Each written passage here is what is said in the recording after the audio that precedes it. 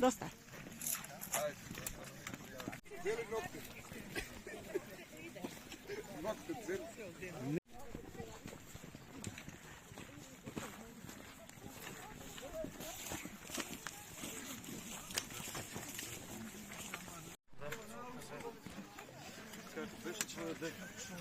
Човек за една година. Имат тайни вода и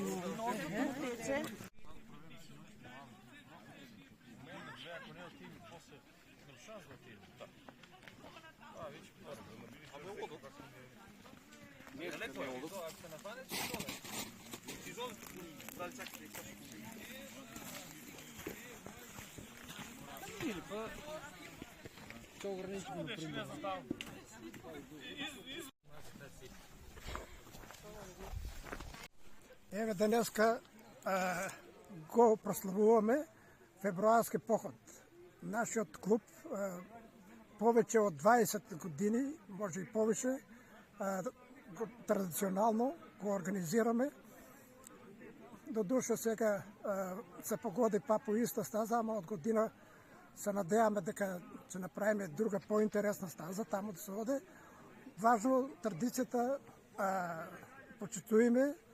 Сега условите на вие вакове марш не се толкова тежки.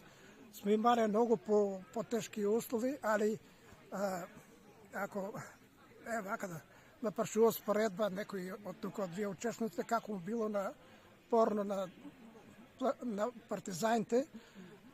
Партизаните може и по-лесни услови имали, али ние сме много опремени со опрема, така да не представува и големи снегови и студови, не представува некоја голема ваква опасност за нас.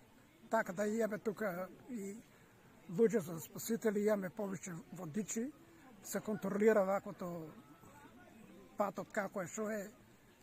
Така да околу трастот тоа е. Иначе сега сме негде на половина пат, одиме на втората дестинација на стаза, долу во нашиот планарски дом на Мрежичко, таму ќе имаме една така средба со сите планари и сега на вие вакво марш имаме многу гостија, имаме планари од Хрватска, ќе му се доделат ваквове признанија, дипломи дека се учесници, така да ќе се дружиме таму, да се запознаеме повеќе, така да претежно тоа го почитуваме ни другарството у планина и за понапред може и ќе не поканат па ни да одиме таму на некои нини традиционални акции. Сега да